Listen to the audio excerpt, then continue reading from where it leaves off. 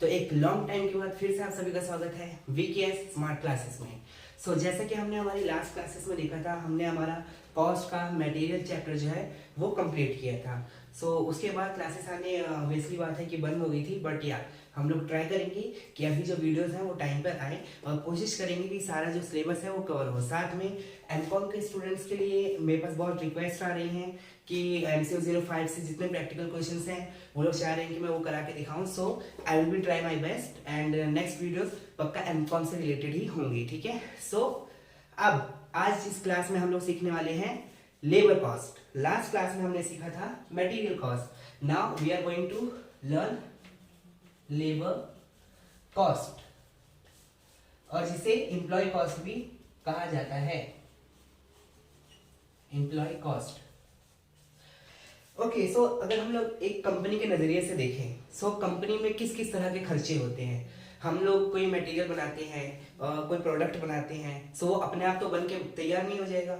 उसमें एक पहले मटेरियल लगेगा और 10 तरह की चीजें लगेंगी, लेकिन उन सबको बनाने के लिए हमें एक मैन पावर चाहिए।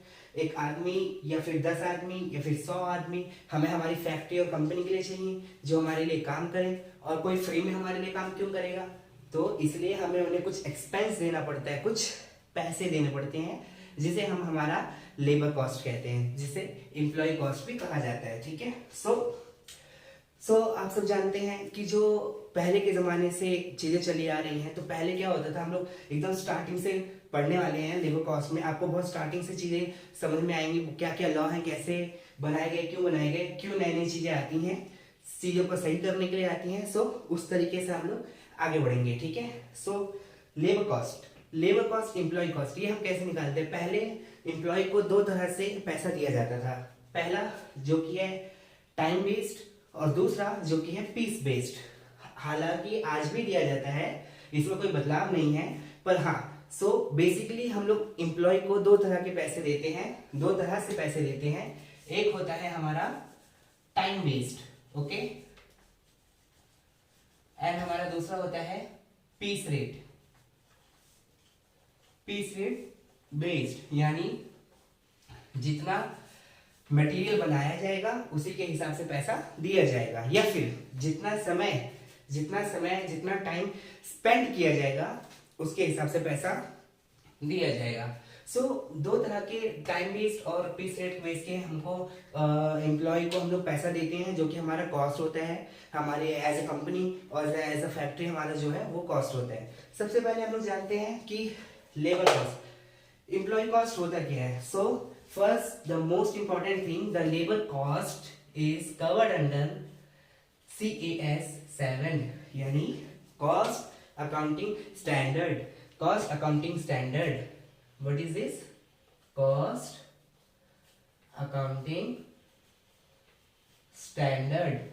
Okay, कॉस्ट अकाउंटिंग स्टैंडर्ड, हमारा जो लेबर कॉस्ट है, एम्प्लॉय कॉस्ट है, वो कॉस्ट अकाउंटिंग स्टैंडर्ड में जो है कवर होता है। कॉस्ट अकाउंटिंग स्टैंडर्ड 7 में जो है वो कवर होता है। कॉस्ट अकाउंटिंग स्टैंडर्ड क्या है? जब आप अपनी बुक्स खोलेंगे आपको दिखाया जाएगा कि हम जैसे किसी भी चीज को अच्छे तरीके से करने के लिए लॉज एंड रेगुलेशंस बनाए जाते हैं, as it is for cost accounting standards को लाया गया, ठीक है। उसके हर स्टैंडर्ड में कॉस्टिंग को कैसे किया जाएगा, किस तरीके से किया जाएगा, उसके प्रिंसिपल्स क्या हैं, सब कुछ उसमें जो है डिफाइन किया गया है। तो कॉस्ट अकाउंटिंग 7 के अंदर जो है लॉ कॉस्ट, लेबर कॉस्ट को, एम्प्लॉय कॉस्ट को डिफाइन किया गया है। As per cost accounting standard 7, labour cost is the expenditure or the benefits we are giving to our employees or workers for their work. Understand? Labor cost क्या है? Labor cost और work cost, employee cost. This is a benefit or remuneration which we are giving to our employees और workers. Okay, मैंने shortcut में लिखा है, इसकी definition आपको बेटर रहेगा कि आप लोग बुक से जरूर देखें। आपका स्टडी मैट का पेज नंबर 109 यानी 109, उस पे आपका डेफिनेशन दे रखा है, आपको ये आपकी स्क्रीन पे भी दिख रहा होगा। सो एज पर कैट 7, employee cost is defined as benefits paid और payable for the services rendered by employees part time and contract employees of an entity. यानी कि जो एम्प्लॉय कॉस्ट है वो एक तरह से बेनिफिट है और एक तरह से एक्सपेंस है जो कि एम्प्लॉयज को दिया जाता है, ठीक है। सो इसमें हमारे पास दो तरह के मेथड होते हैं, एक टाइम रेट मेथड और एक पीस रेट मेथड। सो इन दोनों मेथड्स को हम लोग पढ़ने वाले हैं, पर पहले से रब कर दें। सो अब हम लोग हमारा जो है ये सिस्टम, पहले इन दोनों सिस्टम को चेक करने से पहले हम लोग जो कुछ बेसिक चीजें अभी हम लोग पढ़ने वाले हैं। सो फर्स्ट हमारा जो बेसिक चीज है वो है time, idle time. So what is idle time? So idle time क्या है? इस चैप्टर में idle time in the sense वो समय जिसके अंतर्गत कोई भी काम नहीं हो रहा होता, यानी कि जिस समय में कोई भी तरह का काम नहीं होता। The time where no work is done. अब ऐसा कौन सा समय होता है? सी बट कई बार क्या होता है, बड़ी बड़ी फैक्ट्रियां, मिलें चल रही हैं, उनमें हजारों मशीनें चल रही हैं। अगर कोई मशीन खराब हो जाए तो वहां का काम तो रुक जाएगा। सो उस समय जितना आधा घंटा में लगेगा मशीन को बनने में, 1 घंटा लगेगा। सो जितने समय तक काम नहीं हो रहा उसे हम आइडल टाइम कहते हैं, ठीक है। और कई बार क्या होता है, मजदूर जो है स्ट्राइक कर देते हैं, पैसे नहीं बढ़ रहे, सैलरी नहीं बढ़ रही, वटएवर 100 तरह के रीजन से उन्होंने स्ट्राइक कर दी, उस समय पे काम नहीं हो रहा। That time is called idle time. Idle time भी जो है वो दो तरह के होते हैं, first normal idle time and the second one is abnormal। So normal idle time जो है आपका वही है, जैसे मैंने समझाया कि कोई मशीन खराब हो गई या स्टॉक नहीं आया, मटेरियल कम पड़ गया, that is called normal idle time. And abnormal का मतलब जैसे अचानक से मजदूरों ने स्ट्राइक कर दी, this is abnormal system, right. या फिर फैक्ट्री में आग लग गई, that is called abnormal idle time. Okay, next. So हमने अभी सीखा आइडल टाइम क्या होता है। अब हम लोग देखने जा रहे हैं कि बेसिक वेजेस जो है वो कैसे कैलकुलेट होती हैं। चलिए, एक एम्प्लॉय का और एक वेज को कैसे कैलकुलेट किया जाता है, एक बेसिक फॉर्मेट जो है जो कि हर कोई अप्लाई करता है, उसे मैं आज एक बार बताने की कोशिश करूंगा।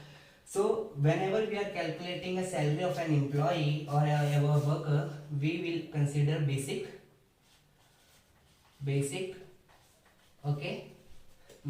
फॉर एग्जांपल इसका बेसिक हम लोग देते हैं 10,000।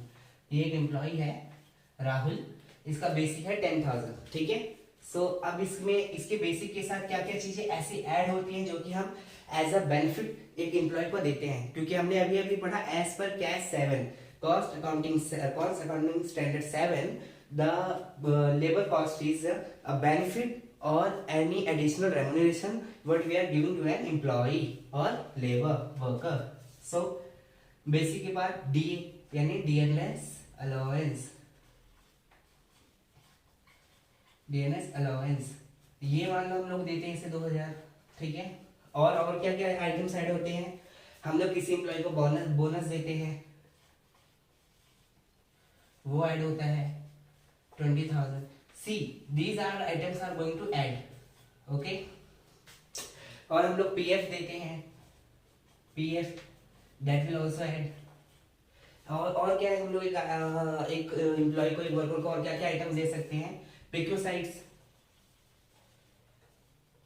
अभी पेक्यूसाइड्स क्या होता है, इसे पर्क्यूसाइड्स भी कहते हैं, पर्क्यूसिड्स क्या होता है, सॉरी पर्क्यूसिड्स क्या होता है, you can see in your law book, perquisites in defined under section 17 subsection 2 in law. It is in law book, इसे जो है प्रॉपरली डिफाइन किया गया है, ठीक है। सो मैं अभी यहाँ पे लॉ की क्लास नहीं चालू करूंगा, बट या प्रिक्यूसाइड्स का मतलब मैं जनरली मैं बता देता हूँ। प्रिक्यूसाइड्स का मतलब होता है एक अलग तरह के बेनिफिट जो हम एक एम्प्लॉय को देते हैं। फॉर एग्जांपल मेरा एम्प्लॉयर जो मेरा एम्प्लॉयर है वो मुझसे बहुत खुश है। वो चाहता है कि मैं बेंगलोर से जाकर के मुंबई में काम करूं, पर मुंबई में जाकर के मेरा रेंट बढ़ जाएगा, मुझे बहुत रेंट देना पड़ेगा, मेरे अलग अलग तरह के खर्चे होंगे। तो इसलिए मेरे एम्प्लॉयर ने क्या किया, उसने मुझे एक घर दिला दिया रेंट पे जिसका खर्चा वो उठाता है।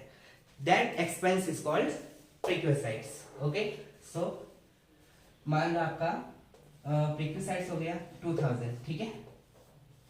ये क्यों काम कर रहा है 2000। सो इस तरह से काफी सारी बेनिफिशियल्स होते हैं जो कि हम लोग एक बेसिक जो कि एक लेबर को वर्कर को हम लोग पे करते हैं, इस तरह से हम लोग कैलकुलेट करते हैं, ठीक है। चलिए, सो हम लोग वापस आते हैं हमारे वेज रेट सिस्टम पे। This is called wage rate system. This is called, एक सेकेंड, ये इसको क्या हुआ। सो हम लोग पढ़ने जा रहे हैं wage rate system. Wage rate system क्या हो रहा है, सिस्टम या।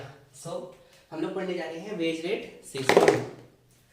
सो हमारे पास दो तरह के सिस्टम है, एक टाइम बेस्ड सिस्टम, ओके, और एक पीस रेट बेस्ड सिस्टम। सो दो तरह से एम्प्लॉय को जो है हम लोग पेमेंट करते हैं। सो टाइम बेस्ड सिस्टम क्या है, see time based is that system in which a wages is paid as per the time what the employee और worker is worked. So in time based हम लोग कैलकुलेट करते हैं wages को कैसे, time worked into में rate, ठीक है। And piece rate system, piece rate system क्या है कि जितने यूनिट्स बनाए जाते हैं एम्प्लॉय के द्वारा उसके हिसाब से हम जो है उसे जो हम लोग उसे पेमेंट करते हैं। सो पीस रेट सिस्टम कैसे करते हैं, पीसेस मेड बाय एम्प्लॉय और इनटू में रेट, ठीक है, इनटू में रेट। सो इस तरह से हम लोग जो है टाइम सिस्टम पे और पीस रेट सिस्टम पे जो है पेमेंट करते हैं, ठीक है, सरल भाषा में, कोई भी दिक्कत नहीं है। अगर आप चाहते हैं कि मैं बुकिश लैंग्वेज में यहाँ पर नोट्स लिखूं या कुछ लिखूं या फिर आपको नोट्स प्रोवाइड करूं तो उसका कोई फायदा नहीं है। आप लोग सीएमए कर रहे हैं, सीएमए में आपका जो स्टडी मेट आपको दिया जाता है दैट इज फुल्ली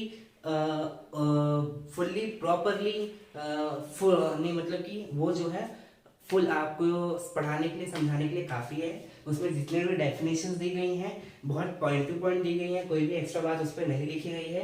और फिर भी अगर आप चाहते हैं तो मैं उसी बुक में क्या क्या इंपॉर्टेंट लाइन्स है वो मार्क करके आपको एक पीडीएफ प्रोवाइड कर दूंगा, ठीक है। लेकिन स्टडी मैट में जो भी डेफिनेशन दी गई है वही डेफिनेशन जो है एप्लीकेबल है, तो आप उन्हें डेफिनेशन को पढ़ के आगे चलें, ठीक है। मैं यहाँ पे डेफिनेशन लिख के टाइम वेस्ट नहीं करूंगा या अपने नाम से कोई नोट्स नहीं दूंगा, क्योंकि मुझे फिर इतना ही करना है, मुझे बस स्टडी मैट से उठाना है, इसमें कॉपी पेस्ट करना है, ठीक है। सो मैं फालतू बच्चों का टाइम वेस्ट नहीं करूंगा। तो हम लोग आगे बढ़ते हैं, टाइम वेस्ट पीस वेस्ट। अब इसमें क्या होता है कि हम लोग एक एम्प्लॉय को पेमेंट कर रहे हैं, ठीक है। अब वो पेमेंट उसे पूरा नहीं पड़ा। फॉर एग्जाम्पल मेरे यहाँ पे दो एम्प्लॉय हैं, ठीक है, कौन कौन, एक है राजू, एक है विवेक, ठीक है। अब जो राजू है वो क्या करता है, वो 9 घंटे काम करता है। मेरे ऑफिस का टाइम क्या है, मेरे ऑफिस का टाइम है 8 आवर्स, ठीक है। मेरे ऑफिस का टाइमिंग जो है वो है 8 घंटे का। और मैं इन दोनों को बोलता हूँ इस 8 घंटे के अंदर तुमको रोज 100 पीस बनाने हैं, 100 पीसेस जो है वो बनाने हैं, ठीक है। राजू क्या करता है, 9 घंटे लेता है और 100 पीस बनाता है, ठीक है। और विवेक क्या करता है, वो सिर्फ 7 घंटे लेता है और 100 पीस बना देता है, ठीक है। एक केस और लेते हैं, ये केस 1 हो गया। केस 2, राजू जो है वो 10 घंटे लेता है और 80 पॉइंट बनाता है, 80 पीस बनाता है। और विवेक जो है वो 8 घंटे के अंदर 120 पीस बनाता है, ठीक है। एक केस और ले लेते हैं, केस 3। सो राजू जो है वो 8 घंटे में 100 पीस बना देता है और विवेक जो है वो 11 घंटे में 100 पीस बनाता है, ठीक है। सो अगर एक तरह से देखा जाए सो क्या इन केसेस में किसी के साथ नाइंसाफी नहीं हो रही? क्योंकि ये बंदे ने 9 घंटे में 100 पीस बनाए और ये बंदे ने 7 घंटे में 100 पीस बनाए। सो इसने तो 2 घंटे कंपनी का बचा लिए और ये 1 घंटा खा गया। ठीक है। एज इट इज केस 2 में जब उसने 10 घंटे में सिर्फ 80 बनाए, उसने 8 घंटे में 120 बना दिए। तो यहाँ पे जब इसने एक्स्ट्रा मेहनत करी, क्या इससे कोई फायदा हुआ? नहीं, क्योंकि अगर इस सिस्टम से या इस सिस्टम से पैसा दिया जाए तो भी इन दोनों को पैसा तो सेम मिल रहा है।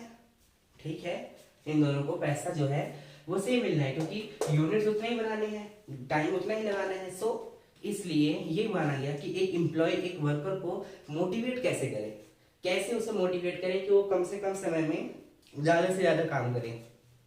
उसके लिए लाया गया बोनस स्कीम। क्या लाया गया? Bonus scheme. तो सबसे पहला जो बंदा था हमारा जो कि बोनस स्कीम लेके आया था वो था टेलर। या करेक्ट? जो कि बोनस स्कीम में हम लोग सबसे पहले पढ़ेंगे।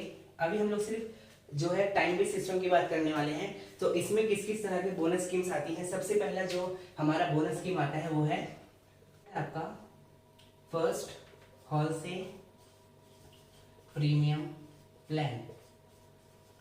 ठीक है, होलसेल प्रीमियम प्लान। सो होलसेल प्रीमियम प्लान क्या है? होलसेल हमारे पर्सन थे। होलसेल जो है वो एक पर्सन थे जिन्होंने कहा कि जो वर्कर है उसको सिर्फ इतना ही नहीं पेमेंट होना चाहिए, अगर वो एक्स्ट्रा वर्क कर रहा है तो उसे एक्स्ट्रा पेमेंट भी होना चाहिए। ऐसे कैसे? इन्होंने कहा कि मान लीजिए आपका जो है पर्सन, उसे आप देते हैं टाइम, आप उसे पेमेंट करते हैं time into my rate, time he worked into my rate, correct? He is saying if there is an employee who is saving some time, then give him additional benefit of 50% for that. So 50% for which? 50% of time saved, 50% of time saved into my rate. So इसमें अगर देखा जाए तो मान लीजिए जैसे हमने case लिया था केस 1, जिसमें राजू ने 8 घंटे में 100 पीस बनाए और विवेक ने 6 घंटे में कितने 100 पीस बना दिए। कितना टाइम बचा दिया? 2 घंटे का। और मान लो इन दोनों को जो पर आवर जो है 10 रुपए ये दिए आएंगे, 1 घंटे के 10 रुपए। ठीक है। अगर हम देखें इसे तो 8 इंटू में 10 कितना मिला? 80 रुपीज, करेक्ट।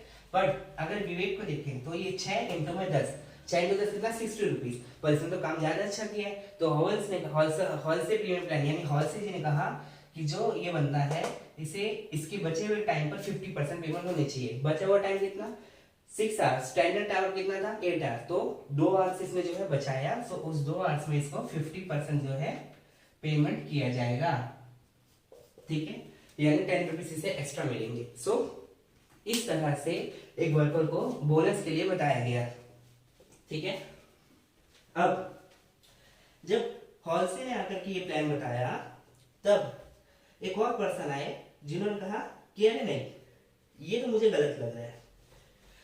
उन्होंने कहा कि डायरेक्ट 50% यानी कि तो कंपनी का नुकसान है।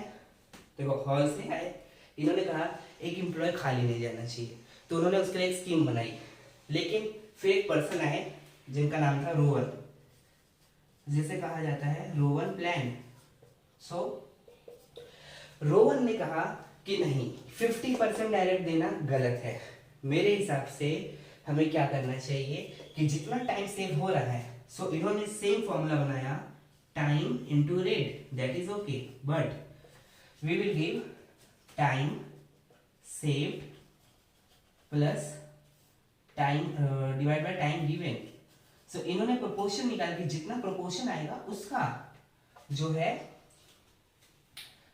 है आपको टाइम सेव्ड और इनटू रेट उसका जो है अमाउंट उस एम्प्लॉय और वर्कर को दिया जाएगा। ठीक है। क्या बोला उसने? कहा कि जो भी उसका टाइम उसने लिया है और जो टाइम बोला गया था उसका जो प्रोपोर्शन बनेगा वो उनको दिया जाएगा। ठीक है, वो उनको दिया जाएगा। इसमें एक और बोनस स्कीम आती है जो कि रेयरली पूछी जाती है, पर मैं चाहूंगा कि आप लोगों को पता हो। That is third, that we can say Halse Rowan premium plan, जिसे इन दोनों के बीच का तोड़ माना गया।